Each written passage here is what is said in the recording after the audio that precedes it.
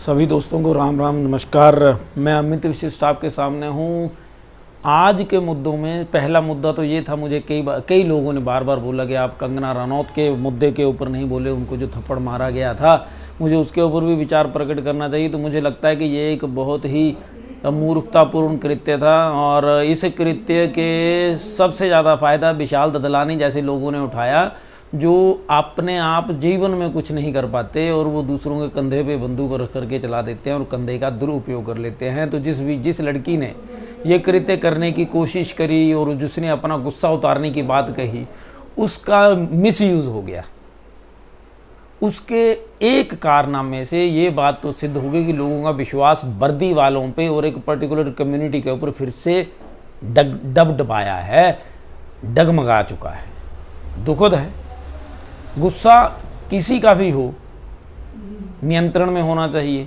और हम तो, क्योंकि मैं भी कोचिंग इंस्टीट्यूट में पढ़ाता हूं, तो हमारी तो सबसे बड़ी सीख वर्दी वालों के लिए एक ही होती है। जो बच्चा हमारे यहाँ वर्दी पहनने की इच्छा से तैयारी करने के लिए आता है, हम उसको साफ बोल देते हैं, अगर तुम हिंदू, मुसलमान, सिख, ईसाई, बौद्ध, पारसी ही हो तो भाई भर्ती मत होना।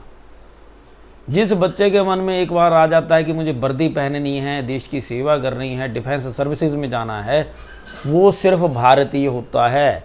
उसके लिए दुनिया की कोई जाति, कोई धर्म, कोई महत्व नहीं रखता, सिवाय एक चीज़ के कि मेरा देश, मेरे देशवासी।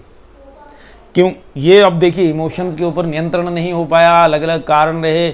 अब बड़ी बात रही, कंगना ने रिटेलिएट नहीं करा, गलत व्यवहार नहीं करा और बताया कि मेरे उसके मन में वर्दी के लिए रिस्पेक्ट थी और यही ज़रूरी होना चाहिए। अब जैसे जो एक लोग इस कृत्य को बड़ा प्रोत्साहित कर रहे हैं, उस बच्ची को या उसके माता पिता को बड़ा इनाम दे रहे हैं, कभी ध्यान दीजिएगा कि क्या उनमें से कोई भी ऐसा था जो पंजाब में फैल रहे कैंसर के विरोध में बोल पाया? क्या उनमें से कोई ऐसा था जो उन किसानों के परिवारों को लाख रुपया महीने की सहायता दे रहा हो जो सुसाइड कर गए? नहीं। क्या ऐसा नहीं हो सकता था? उनके साथ कर सकते थे वो, उनमें योग्यता थी, पैसा है, खूब पैसे वाली सामियाँ हैं। उससे भी बड़ी बात, अगर उनके मन में बड़ा ही ज़्यादा गुस्सा था, वो खुद क्यों नहीं उन्होंने हथियार उठा लिया या किसी बड़े या नामचीन व्यक्ति के ऊपर थप्पड़ से प्रहार कर दिया? उन्होंने यूज़ कर लिया उस लड़की का और ये मूर्खतापूर्ण कृत्य करने के बाद हो सकता है बाद में उसको रियलाइज़ भी हो, लेकिन देर हो चुकी है, पानी बहुत बह चुका है। अब बात आती है दूसरी के जो मुफ्तखोरी है। 1500 रुपया हिमाचल में भी सरकार देना शुरू कर रही है। असम की सरकार ने, बीजेपी गवर्नमेंट ने दिया कि हम 1500 रुपया लड़कियों को देंगे। भाई साहब, बहुत बड़ा धोखा है ये समाज के साथ और समाज को सबको समझ लेना चाहिए। पिछले 1.5 साल में सुक्खू सरकार हिमाचल प्रदेश में एक भी नौकरी नहीं निकाली है और जो नौकरियां निकाले भी हैं प्राइवेट कंपनियों के ठेके पे ऊपर, और उनमें भी एक क्षेत्र के पर्टिकुलरली कि इस कंस्टिट्यूंसी ये इस नेता की कंस्टिट्यूंसी है, इस नेता की कंस्टिट्यूंसी से ही प्राइवेट कंपनियों ने सेलेक्ट करे हैं लोग। और जो लोग सिर्फ 1500 रुपये के चक्कर में अपना वोट दे रहे हैं या मुफ्त के चक्कर में कोई भी सुविधा हो उसके चक्कर में आप अपने बच्चों की नौकरियां और रोजगार भी खो रहे हैं। आप बहुत सारी ऐसी सुविधाएं खो रहे हैं जो हमें साधारणतया मिलनी ही चाहिए। सरकार की ये ड्यूटी बनती है। सरकार रोजगार दे, सरकार अलग अलग रोजगारों की ट्रेनिंग दे, महिलाओं के एसएचजी ग्रुप्स को जोड़े रोजगार के साथ ताकि उनका सोर्स ऑफ इनकम बढ़ जाए।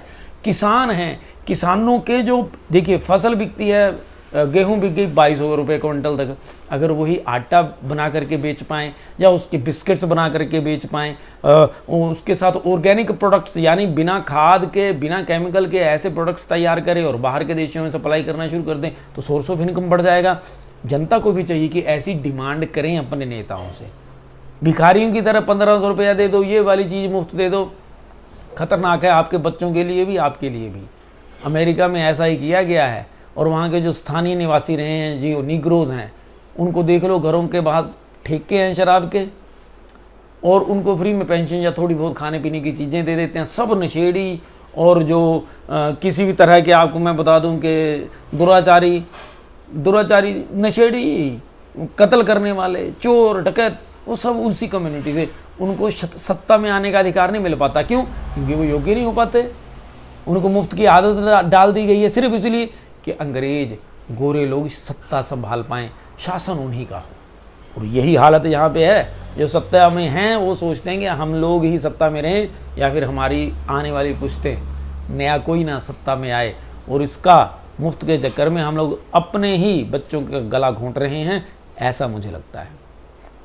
नेक्स्ट है, मेरे पास फ़ोन आया और सजेशंस आए। ये जो टॉपिक्स मैंने लिए हैं तो ये सजेशंस के आधार पर ही थे।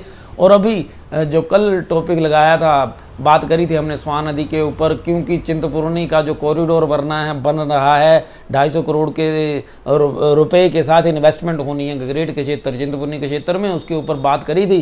तो काफ़ी लोगों ने सुझाव भी दिए। और उन्होंने, एक महिला हैं नरेंद्र कुमारी जी, उन्होंने तो कॉल करके बताया कि आपने जो कहा बिल्कुल सही था, लेकिन एक सुझाव उन्होंने ये दिया कि जो सड़क निर्माण के लिए ठेका दिया जाता है, सड़क बनाने के लिए, सड़कों के किनारे जब सड़क चौड़ी की जाती है तो पेड़ काट दिए जाते हैं, लेकिन उसके बाद पेड़ लगते नहीं।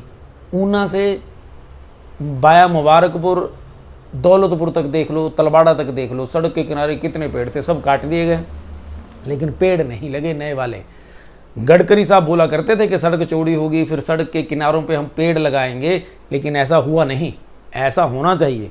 और उनका सुझाव तो ये था, बहुत अच्छा था, कि हमने जब सड़क बनानी हो, गवर्नमेंट को चाहिए कि अगर आपने सड़क बनानी है या चौड़ी करनी है सड़क, तो 3 साल पहले उस ठेकेदार को बोल दिया जाए कि इतना तुमने निर्माण करना है सड़क का, सड़क के इतनी दूरी पर इतने इतने पौधे लगाओ। जब वो 3 साल तक वो पौधे तैयार हो जाएंगे, उसके बाद तुम पुराने पौधों को काटना और सड़क बनाना। ये बहुत बड़ा सुझाव है। ऐसे ही आप लोगों से सबसे मेरी प्रार्थना है, सुझाव मुझे तो दीजिए ही, आप अपने विचार सोशल मीडिया पे भी डालें।